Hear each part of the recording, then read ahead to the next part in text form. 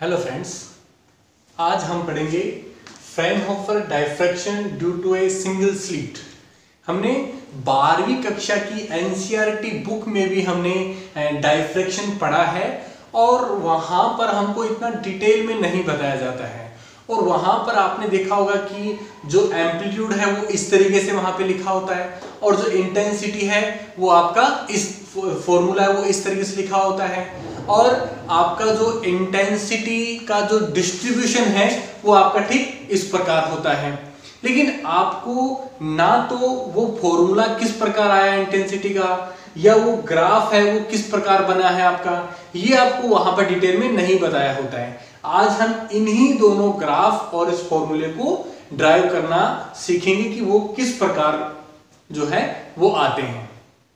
यानी कि जो एक सिंगल स्लिट होती है, स्लिट का मतलब होता है कोई भी एक छेद जो होता है, कोई भी छिद्र होता है और वो भी सिंगल, यानी कि कोई एक छेद जो किया गया है उसके कारण डिफ्रैक्शन पैटर्न कैसा होगा,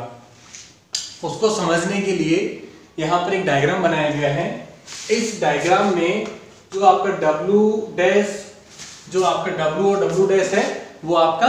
इसमें जो है प्लेन वेव फ्रंट है, यानी कि W और जो W डैश वो आपको क्या है, प्लेन वेव फ्रंट है। और यहाँ पर जो A B है वो आपका सिंगल स्लिट है, यानी कोई भी एक सिंगल छिद्र है आपका, कोई भी छोटा सा छेद है, यानी कि A और जो B है वो आपका क्या है, स्लिट है आपकी। और इन दोनों यानी कि A और B जो स्लिट बनी है, जो छेद है उसकी जो चौड़ाई जो रखी गई है वो क्या रखी गई है, वो रखी गई है E, है ना। यानी कि हम A B C कुछ भी रख सकते हैं, मैंने E रखी है उसको, ठीक है। और यहां से एक बार देखिए, अगर इस स्लिट से A और B जो स्लिट जो छिद्र है इससे कोई भी अगर विवर्तन नहीं होता है अगर या डायफ्रैक्शन नहीं होता है तो क्या होगा, ये डैश डैश जो शो कर रहा है मतलब ये सीधी सीधी निकल जाएगी। लेकिन यहाँ पर A और B से कोई भी अगर लाइट अगर जो है या जो वेव है वो डायफ्रैक्ट होती है अगर, तो क्या होगा, वो कुछ सर्टेन एंगल पर झुक जाएगी या टिल हो जाएगी। और ये जो है यहाँ से जो डिफ्रैक्ट होने के बाद जो ये वेव फ्रंट जो आ रहा है, जो डिफ्रैक्टेड वेव का है वो M1 है और वो किसी एक लेंस पर, कॉन्वेक्स लेंस पर गिर रहा है और कॉन्वेक्स लेंस उसको कन्वर्ज कर रहा है किसी भी पॉइंट P के ऊपर। हम P पर इंटेंसिटी निकालने के लिए हम सबसे पहले जो निकालेंगे वो निकालेंगे पाथ डिफरेंस। यहां पर देखिए, यहां पर मैंने BD जो है वो मैंने एक परपेंडिकुलर डाला है, मैंने A और जो M इसके ऊपर मैंने एक परपेंडिकुलर डाला है, ये B और D जो कि ठीक इस प्रकार है। और ये जो आपका A और D है वो आपका एक्चुअली पाथ डिफरेंस है। वो हर वेव के लिए अलग अलग पाथ डिफरेंस है, लेकिन जो टोटल पाथ डिफरेंस जो है आपका वो कितना है, आपका AD। इस पाथ डिफरेंस को हम किस प्रकार ज्ञात करेंगे, हम सब इस त्रिभुज की ओर देखेंगे A D और B, यानी कि इन ट्राइंगल A D और B, ये एक राइट एंगल ट्राइंगल है। और यहां पर हम साइन की आइडेंटिटी लगाएंगे, यानी कि साइन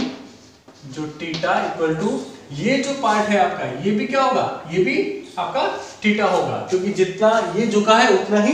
ये होगा। तो साइन थीटा बराबर क्या होगा आपका, वो होगा आपका लंब बटा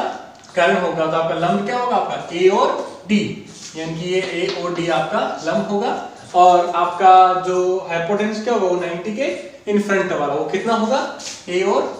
B होगा। और यहां पर जो AB है उसको हमने क्या लिया है, वहां पर E लिया है, यानी कि AD इक्वल टू E। और यहां से हम जो है वो पाथ डिफरेंस AD की वैल्यू निकाल सकते हैं, यानी कि हम निकालेंगे AD बराबर वो क्या होगा, E साइन थीटा। ये हमने क्या किया, पाथ डिफरेंस इसका निकाल लिया। और हम अगर फेज डिफरेंस निकालना चाहते हैं, यानी कि हम देखना चाहते हैं कि AD जो पाथ डिफरेंस है इसमें फेज डिफरेंस कितना आता है, तो यानी कि जो फेज डिफरेंस होता है, फेज डिफरेंस जो होता है वो होता है 2 पाई अपॉन लैम्बडा और डेल्टा एक्स यानी कि पाथ डिफरेंस, जो कि क्या होगा ये, या फिर इसको डेल्टा भी लिखते हैं कई बार, डेल्टा यानी कि इसको क्या लिखते हैं डेल्टा यानी कि पाथ डिफरेंस है। और ये वैल्यू जो है हम यहां रखने पर जो हमारा फेज डिफरेंस होगा वो क्या होगा 2 पाई अपॉन लैम्बडा और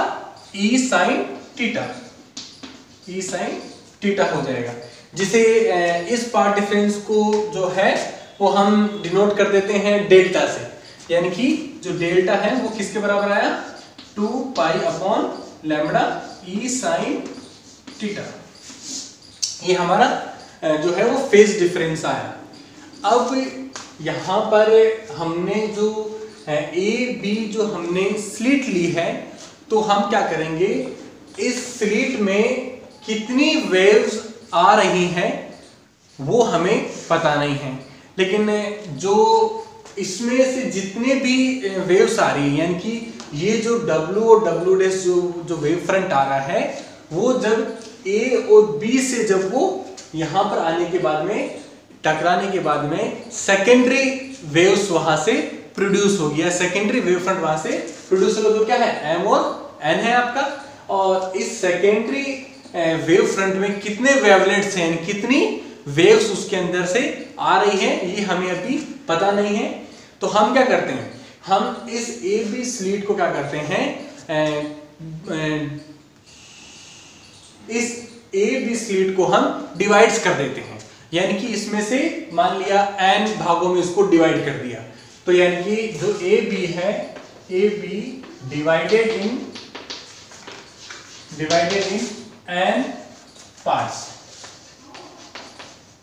अगर आप इनको n पार्ट्स में डिवाइड कर दोगे तो क्या होगा, ये पार्ट छोटे छोटे हो जाएंगे, तो क्या होगा, जो आपका फेज डिफरेंस है वो भी क्या हो जाएगा, डिवाइड हो जाएगा, किसके लिए, जितनी भी उसके अंदर वेव्स है, यानी कि जो वेवलेट जो आ रही है उनका जो फेज डिफरेंस होगा वो क्या होगा, वो हो ईच वेवलेट का वो क्या होगा डेल्टा अपॉन एन, यानी कि मैंने इसको डिवाइड कर दिया है। और यहां पर हमें P पर जब इंटेंसिटी निकालनी है वो कैसे निकालेंगे, इनमें से जितने भी वेवलेट्स आ रही हैं, जितनी भी वेव्स आ रही हैं, उन सब के एम्पलीट्यूड का जो रिजल्टेंट होगा उसी से हम क्या करेंगे, पता लगाएंगे कि P के ऊपर डार्क होगा या ब्लैक होगा, या वहां पे क्या इंटेंसिटी होगी। तो अगर इसको सॉल्व करने के लिए हम दो मेथड्स काम में लेते हैं। पहला मेथड तो आपके हैं पॉलीगन मेथड और दूसरा है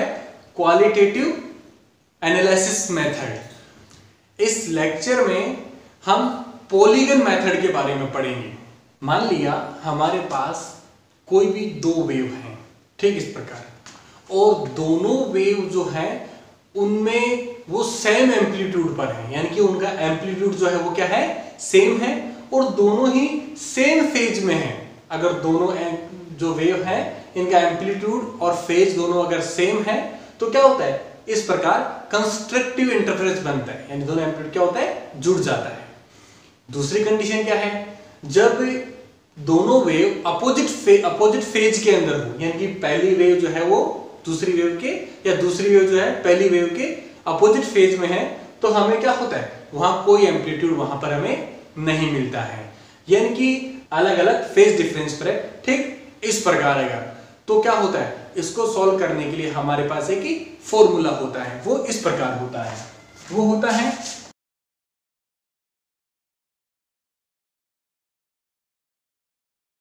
ये जो फॉर्मूला है वो फॉर्मूला जो है किसके लिए, अगर कोई भी दो वेव जो है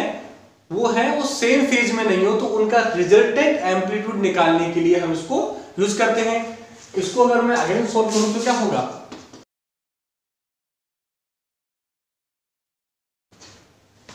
ये होगा, और अगर हम इसकी इंटेंसिटी निकालें अगर तो क्या होगा, वो होता है डायरेक्टली आई जो होता है वो बराबर होता है ए के स्क्वायर के, और यहां पर कोई भी कांस्टेंट के होगा, प्रोपोर्शनल कांस्टेंट के होगा। तो यानी कि कोई भी दो वेव अगर डिफरेंट फेज में है अगर, तो हमारे पास फॉर्मूला है। लेकिन मान लिया जाए अगर कि कोई भी जो n वेव्स है, यानी कि कोई भी जरूरी नहीं है कि दो हो, तीन भी हो सकती है, चार भी हो सकती है, पांच भी हो सकती है और छह भी हो सकती है, मान लिया ठीक इस प्रकार कि अगर ज्यादा वेव्स हैं वो अगर उनका अलग अलग फेज डिफरेंस है उनका अगर, तो उनका रिजल्टेंट निकालने के लिए हमारे पास कोई फॉर्मूला नहीं होता है। उसके लिए हम जो मेथड काम में लेते हैं उसको कहते हैं पॉलीगन मेथड कहते हैं। और पॉलीगन मेथड के अंदर हम जो फर्स्टली जो सॉल्व करते हैं वो करते हैं, हम जो टेक्निक काम में लेते हैं वो लेते हैं फेजर डायग्राम काम में लेते हैं। यानी कि हम इसके अंदर फेजर डायग्राम को भी सीखेंगे। फेजर डायग्राम, फेजर डायग्राम है वो बहुत एक मेथड है, बहुत ही इजीली उससे हम उनका रिजल्टेंट एम्पलीट्यूड ज्ञात कर सकते हैं। मान लिया जो ये वेव्स हैं इनके बीच में जो अलग अलग जो फेज डिफरेंस है, तो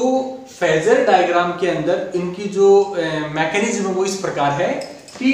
जो कोई भी जो वेव होती है उसका जो एम्पलीट्यूड जो होता है वो हमेशा फेजर डायग्राम के अंदर वेक्टर की लेंथ का, यानी कि मान लिया मैं एक फेजर डायग्राम बनाता हूं अगर, वो भी इन वेव्स का अगर, तो क्या होगा, जो पहली वेव है उसका जो एम्पलीट्यूड है वो हमारे फेजर डायग्राम में उस वेक्टर की लेंथ को बताएगा। यानी कि जो पहली जो वेव है उसका जो एम्पलीट्यूड a0 है वो वेक्टर की लेंथ है, यानी कि ये a0 वेक्टर की लेंथ है। और मान लिया कि सारी वेव जो है वो एक ही फेज के अंदर है, जो है वो सारी, मान लीजिए सारी वेव क्या है, एक ही फेज के अंदर है, तो क्या होगा, सबका एम्पलीट्यूड भी क्या है, अगर सेम है अगर, तो क्या होगा, पहले का a0, दूसरी का a1, तीसरी का a2 और a3 और a4। यानी कि अगर सभी का एम्पलीट्यूड सेम है अगर, तो क्या होगी, इस वेक्टर की लेंथ सबकी क्या होगी, सेम होगी। क्लियर है? और उनमें कोई भी फेज डिफरेंस नहीं है अगर, तो क्या होगा, फेज डिफरेंस जो है वो फेजर डायग्राम के अंदर डायरेक्शन को बताता है। इस बात को, इस चीज को, कि फेजर डायग्राम में जो एम्पलीट्यूड जो होता है, यानी कि ये आपका एम्पलीट्यूड होता है और ये आपका जो भी चेंज इन फेज डिफरेंस, यानी कि उस वेव का एम्पलीट्यूड जो है वो आपके वेक्टर की लेंथ को बताता है,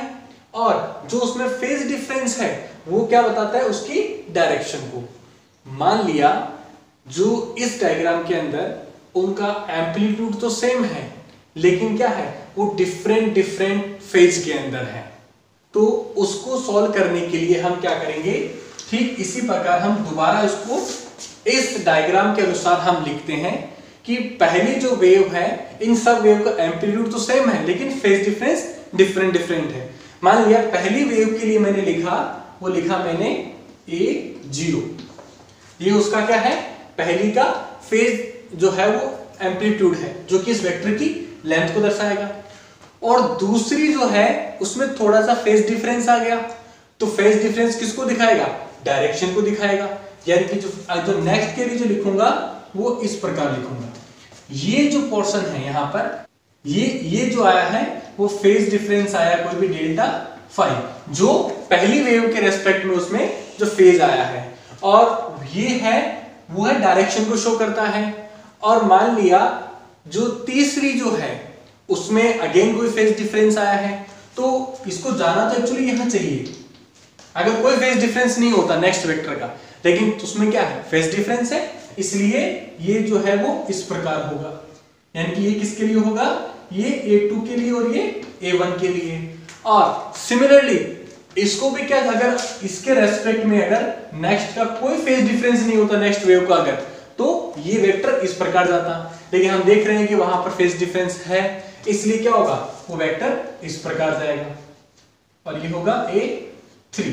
इस प्रकार जो है हम फेजर डायग्राम बनाते हैं इन वेव के एम्पलीट्यूड और फेज डिफरेंस है। उनमें एम्पलीट्यूड सेम नहीं है तो ये जो लेंथ है वो क्या होगी, वो सेम नहीं होगी, और इनमें कोई भी फेज डिफरेंस नहीं है तो सारे एक लाइन में अलाइन हो जाएंगे, और इनमें फेज डिफरेंस है और जितने का फेज डिफरेंस आ रहा है उतना ही क्या होगा, ये इनकी क्या होगी, शिफ्टिंग होती जाएगी। और इस फेज जो डायग्राम है इसको अगर हम इस प्रकार से सोचें कि मान लिया यहां पर कोई n वेव है और उनमें जो फेज डिफरेंस है वो लगातार इंक्रीज हो रहा है। इससे एक स्पेशल केस ले रहा हूं मैं यहां पर कि पहली वेव के रेस्पेक्ट में जो नेक्स्ट जो वेव्स हैं उनका फेज डिफरेंस क्या हो रहा है, लगातार बढ़ रहा है, तो क्या होगा, ये जो पोर्शन है वो यहां जाकर के इस प्रकार जाएगा और ये जो डायग्राम है वो एक आर्क की तरह बनेगा। ये डायग्राम क्या होगा, एक तरह का एक आर्क की तरह बनेगा। और ये जो प्रत्येक जो है ये जो एम्पलीट्यूड है A4 और जो A5 है, ये प्रत्येक जो एम्पलीट्यूड है वो किसके हैं, उन वेव्स के हैं। और उन एम्पलीट्यूड में, यानी मान लिया मैंने 1 2 3 4 5 लिया है, तो उन पांचों वेव का जो रिजल्टेंट जो बनेगा, उसको हम कैसे निकालेंगे, उसको निकालने के लिए हम क्या करते हैं, यहां एक लाइन ड्रॉ करते हैं इस प्रकार। ये जो है, मान लिया अगर ये पॉइंट अगर A है और ये अगर B पॉइंट है अगर, तो हमें इन सब वेव्स का जो रिजल्टेंट है वो क्या मिलेगा, ये वाली लाइन जो है वो क्या होगी, उसकी इसकी रिजल्टेंट होगी, यानी कि ये कहलाएगा R, रिजल्टेंट कहलाएगा। इसका यूज हम कई बार फ्रेनहोफर डिफ्रैक्शन में भी करते हैं, जब उन स्लिट्स को n में डिवाइड कर दिया जाता है। और इसको एग्जैक्टली सोल्व करने के लिए जो क्या करते हैं, हम एक एज्यूप्शन लेते हैं, वो ये लेते हैं कि ये जो आर्क बना है पूरा, ये जो आर्क बना है आपका, वो ठीक इस प्रकार होगा। वो जो आर्क है वो, यानी कि वो किसी एक सर्कल का पार्ट बनेगा। यानी कि ये जो आर्क बना है आपका, इस आर्क को अगर मैं कंप्लीट करता हूं तो वो क्या करेगा, एक सर्कल बना लेगा पूरा। ये प्रिसाइसली सर्कल नहीं बना है, बस मैंने जस्ट ड्रॉ किया है। तो यानी कि ये जो सर्कल जो बना है, जिसमें वेक्टर्स ही आपके वेक्टर्स दिखाए गए हैं, और यहां पर हम ये मानते हैं अगर कि ये जो सर्कल जो पूरा कंप्लीटली बन रहा है, तो किसी भी सर्कल का जो केंद्र बिंदु जो होता है, ठीक है, उससे अगर मैं इन एम्पलीट्यूड को कनेक्ट कर देता हूं, यानी कि ये वाला पॉइंट आपका A और ये इस प्रकार, यानी कि ये आपका A पॉइंट है आपका यहां पर, और ये आपका B पॉइंट है यहां पर, और जो है ये आपका B पॉइंट है, और ये कंप्लीट सर्कल बनेगा। और उसका सर्कल का मैंने सेंटर क्या ले लिया, मैंने सेंटर C ले लिया यहां पर। और इसका मतलब क्या हुआ, ये वाला पोर्शन क्या हो गया, ये R हो गया, ये भी R, यानी कि रेडियस ऑफ द सर्कल हो गई। और जो है वो मैं A और B का जो मुझे अगर रिजल्टेंट निकालना है, यानी कि ये वाला जो A और B का रिजल्टेंट निकालना, तो मैंने क्या किया, ये डायरेक्टली यहां पर ड्रॉ कर दिया मैंने। और ये जो है, जो पॉइंट C है, इससे B के ऊपर 90 डिग्री का एंगल बना है। इसके ऊपर क्या बना है, क्योंकि आपको इस चीज का पता होगा कि सर्कल के केंद्र बिंदु से R से किसी भी परिधि या फिर सर्कमफ्रेंस पर आप अगर एक लाइन ड्रॉ करते हो, तो वो हमेशा वहां पर एक परपेंडिकुलर बनाती है। अब इन जो है वो इनका एम्पलीट्यूड निकालने के लिए, रिजल्टेंट निकालने के लिए हम क्या करेंगे कि यहां पर हम एक टेंजेंट ड्रॉ करेंगे। यानी कि हमें क्या करना पड़ेगा, हमें पहले और अंतिम के बीच में क्या निकालना पड़ेगा, फेज डिफरेंस भी निकालना पड़ेगा। तो कैसे वो फेज डिफरेंस किस प्रकार निकालेंगे कि इसकी डायरेक्शन, फेज डिफरेंस क्या होता है, डायरेक्शन होता है फेजर डायग्राम में हमेशा। तो क्या करेंगे, इसकी डायरेक्शन और इसकी पहले वाले की डायरेक्शन, यानी कि अंतिम की डायरेक्शन और पहले वाले की डायरेक्शन, और आपको याद रखना पहले वाले की डायरेक्शन और अंतिम वाले की डायरेक्शन से एक टेंजेंट बनाते हैं। और जो जिस पॉइंट पर जो है वो जहां पर भी वो आएंगे, वो जो एंगल होगा वो क्या कहलाएगा आपका, वो आपका टोटल फेज डिफरेंस कहलाएगा पूरे इस आर्क का। यानी कि पूरी जो वेव्स हैं उनका जो है वो फेज डिफरेंस कहलाएगा। यानी कि मैंने इसका डेल्टा ड्रॉ कर दिया मैंने। इसका मतलब क्या हुआ, इसका मतलब ये हुआ कि अगर इसी डायग्राम को अगर मैं यहां बनाऊं, तो ये पॉइंट को मैं C लेता हूं, और इस पॉइंट से क्या होगा, इस पॉइंट से एक तो ये और एक ये भी R है और ये भी R है, ये दोनों R हो गए, ये दोनों R हो गए। किसी भी C पॉइंट से मैंने जोड़ दिया है इन A और इसे B को मैंने जोड़ दिया। और इसको सॉल्व करने के लिए क्या करूंगा मैं कि आप क्लियरली देख सकते हैं इस डायग्राम में यहाँ 90 है, तो ये भी क्या हो जाएगा आपका 90 डिग्री हो जाएगा, और ये भी क्या हो जाएगा आपका 90 डिग्री हो जाएगा। तो ये अगर आपका 90 है, अगर ये भी आपका अगर 90 है अगर, तो क्या होगा, जब दोनों 90 हो जाएंगे और ये जो C है ये कोण आपको पता नहीं है, लेकिन ये कितना है, डेल्टा है। तो इसको आप अगर देखो तो ये क्या बना रहा है, 180 बना रहा है। तो ये रिमेनिंग कोण क्या होगा आपका, ये होगा आपका 180 माइनस डेल्टा होगा आपका, 180 माइनस डेल्टा होगा आपका। और जो ये C, A, D और B है वो एक चतुर्भुज भी बन रहा है आपका। क्लियर देखा, A, C, B और D चतुर्भुज बन रहा है। और चतुर्भुज के चारों कोणों का योग क्या होता है आपका, हमेशा 360 होता है हमेशा। तो इनको अगर चारों में ये 90 है, ये 90 है, ये 180 माइनस डेल्टा है, तो ये क्या होगा आपका, ये कोण आपका क्या होगा, डेल्टा हो जाएगा। इसको आप सोल्व करके देख लेना। और इसको फर्दर सोल्व करने के लिए हम क्या करते हैं कि यहां C से जो है R पर हम क्या करते हैं, एक परपेंडिकुलर ड्रॉ करते हैं। C से R के ऊपर क्या करते हैं, परपेंडिकुलर ड्रॉ करते हैं। वो भी इस प्रकार ड्रॉ करते हैं कि वो इस A और B को है वो दो पार्ट में डिवाइड करे। यानी कि A जो है, यहां पर मैं M डाल देता हूं, AM है और MB है वो क्या हो जाए, बराबर। यानी कि AM और MB है वो दोनों क्या हो जानी चाहिए, बराबर हो जानी चाहिए। ये दोनों बराबर हो जाएंगे तो क्या होगा, यहां पर ये दोनों इक्वल पार्ट में हो जाएंगे। अब हम क्या करेंगे, जो डेल्टा है ये कोण भी क्या हो जाएगा, हाफ ऑफ हो जाएगा। ये कोण भी क्या हो जाएगा, हाफ ऑफ हो जाएगा। और यहां पर हम जो है वो A और M की वैल्यू क्या कर सकते हैं, इस ट्राइंगल से आप। और ये क्या आपका R है, तो आपकी इस ट्राइंगल यानी कि ट्राइंगल AM और C में, AM और C में आप क्या लिखेंगे, AM और C में जो है साइन की आइडेंटिटी क्या होगी, साइन थीटा बराबर क्या होगा आपका, आपका जो लंब बटा कर्ण होगा, आपका लंब क्या होगा A और M, यानी कि A और M, और आपका कर्ण क्या होगा आपका जो है वो 90 के सामने वाला, यानी कि ये वो होगा आपका A और C। और इसको अगर मैं लिखूं तो क्या लिखूंगा, साइन थीटा बराबर AM जो है वो AM मुझे ज्ञात करना, मुझे पता नहीं क्या है आपका AM, बटा AC क्या है आपका, A और C क्या है आपका, R है। तो यानी कि जो आपका AM आएगा वो क्या आएगा आपका, वो आएगा R साइन थीटा। और यहां पर जो थीटा की जो वैल्यू है वो क्या है आपकी, डेल्टा बाई 2। तो मैं यहां पर इसको डेल्टा बाई 2 कर दूंगा, यानी कि ये कर दूंगा यहां पर मैं डेल्टा बाई 2। और ठीक इसी प्रकार मैं यहां पर इसका ज्ञात करूंगा, जो किस ट्राइंगल से, ट्राइंगल आपका होगा वो M, C और B वाला, यानी कि M, C और B। इस ट्राइंगल के अंदर फिर मैं साइन कैंडल लगाऊंगा और कंप्लीटली सोल्व करूंगा। तो जो M और जो B है आपका, M और जो B है आपका वो क्या आएगा, M और B क्या आएगा आपका, वो सिमिलरली आएगा आपका R साइन डेल्टा बाई 2। और जो मुझे कंप्लीट रिजल्टेंट निकालना है, अगर कंप्लीट रिजल्टेंट निकालना है A और B का, तो मैं क्या करूंगा, A B किसके बराबर है, A और जो B है वो किसके बराबर है, A M और M और B के, यानी कि A M प्लस M और B के बराबर है। और A M और M B की वैल्यू मैं यहां से लाऊंगा और पुट करूंगा तो क्या होगा, A B बराबर वो होगा R sine delta by 2 plus R sine delta by 2, और दोनों का मैं अगर जोड़ कर दूंगा तो क्या हो जाएगा, 2R साइन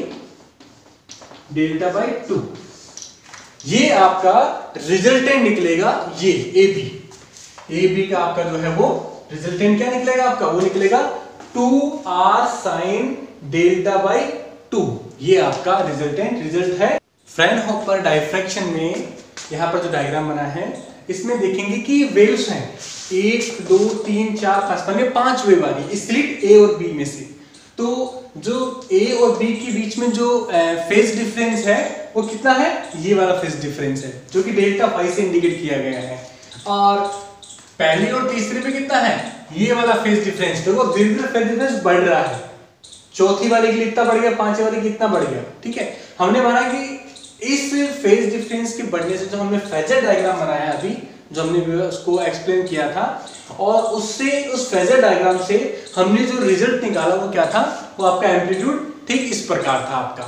और ठीक इस डायग्राम को आप क्लियरली वापस देखें हम अगर, तो ये क्या होगा, ये एंगल पूरा क्या होगा, ये एंगल डेल्टा होगा, और ये क्या होगा, ए बी क्या होगा, आपका आर्क होगा, यानी कि जो ए बी है वो आपका आर्क होगा, और जो ये एंगल वो क्या है, डेल्टा होगा। इसके लिए एक फॉर्मूला होता है, वो क्या होता है आपका, वो होता है एंगल डेल्टा बराबर आपका जो आर्क ए बी, यानी कि arc A B upon radius, जो पॉइंट सी से इसके सर्कल, इनके पूरा जो सर्कल बनेगा उसकी रेडियस आर, यानी कि रेडियस। तो यहां पे जो आर्क ए बी है, जो आर्क ए बी है वो किससे बना हुआ है, वो स्मॉल वेव के इन वेव्स के एम्पलीट्यूड से बना हुआ है। ये जो एम्पलीट्यूड से इनसे बना हुआ है, टोटल एम्पलीट्यूड है। मान हमने जो एजुकेशन ली थी वो क्या ली थी, कि हमने इस स्लिट को n भागों में डिवाइड कर दिया, और प्रत्येक वेव का एम्पलीट्यूड क्या है, मान लिया a मान लिया, तो इसका पूरे का टोटल एम्पलीट्यूड क्या होगा, वो होगा NA, यानी कि n यहाँ पर नंबर ऑफ स्लिट्स, जो हमने ये पार्ट नंबर ऑफ वेव्स जो बांटे हैं, और प्रत्येक वेव का जो है वो एम्पलीट्यूड, यानी कि ये होगा NA, और जो रेडियस है वो क्या आएगी आपकी, ये होगी R होगी आपकी R, और यहां से जो R की वैल्यू वो क्या आएगी, NA अपॉन डेल्टा आएगी आपकी, यहां से आएगी। और इस R की वैल्यू को इस एम्पलीट्यूड में पुट करने पर क्या होगा, यानी कि capital R, resultant amplitude of AP, ये क्या होगा आपका, ये होगा आपका 2 डॉट R है वो क्या होगा, NA upon delta dot sine delta upon 2। और जो इस फॉर्मूले को मैं अगर अपनी तरफ से रीडायरेक्ट करके लिखता हूं अगर, तो ठीक इस प्रकार लिखूंगा, R इक्वल टू NA और sine delta upon 2 upon delta, और यहां जो NA है वो क्या है, टोटल एम्पलीट्यूड है किसका, AP का, उसे मान लिया मैंने A0, जो है प्रत्येक जो है A0 A1 A2 इन सब का जोड़ मैंने मान लिया, वो क्या मान लिया, वो मैंने A0 मान लिया। तो यानी टोटल एम्पलीट्यूड आपका क्या आएगा, यहाँ पर NA को मैं क्या लिख सकता हूँ, इसको मैं लिख सकता हूँ N0, यानी कि रिजल्टेंट एम्पलीट्यूड होगा वो A0 sine delta by 2 upon delta by 2। और मुझे अगर इंटेंसिटी ज्ञात करनी है अगर, तो इंटेंसिटी मैं कैसे निकालता हूं, एम्पलीट्यूड के स्क्वायर से, यानी कि मैं यहां से अगर इंटेंसिटी अगर निकालना चाहता हूं वो क्या आएगी, इंटेंसिटी इक्वल टू जो है वो R का स्क्वायर, और इसको अगर मैं लिखूं अगर, तो क्या लिखूंगा, वो लिखूंगा I बराबर A0 का square sine square delta by 2 upon delta by 2। Exactly intensity का यही फॉर्मूला हमने 12th क्लास के अंदर पढ़ा था, एग्जैक्टली ये फॉर्मूला था हमारा जो हमने यहाँ पे ज्ञात किया। और ये जो A0 है वो क्या है, वो जो एम्पलीट्यूड है उसको अपन क्या लिख सकते हैं, हम इसको I0 भी लिख सकते हैं, यानी कि I बराबर I0 sine square delta by 2 upon delta by 2। मैंने इसको I0 क्यों लिखा, I0 जो लिया है वो मैंने प्रिंसिपल मैक्सिमा के लिए लिया है, यानी कि अधिकतम जो इंटेंसिटी होगी उसके लिए लिया है मैंने यहाँ पर, और A0 जो है मैंने इसका अधिकतम जो आपका आयाम होगा उसके लिए लिया है। और ये जो I है वो किसी भी पॉइंट पर हो सकती है, P पॉइंट पर, जरूरी नहीं सेंटर पर हो, किसी भी पॉइंट पर जो इंटेंसिटी है वो मेन इंटेंसिटी का ही पार्ट होगी, जो किस पे डिपेंड कर रही है, वो आपके डेल्टा पर डिपेंड कर रही है, यानी कि आपके फेस एंगल या फेस डिफरेंस के ऊपर ये डिपेंड कर रही है। और इसके बाद जो हम निकालेंगे वो निकालेंगे कि जो सेंटर मैक्सिमा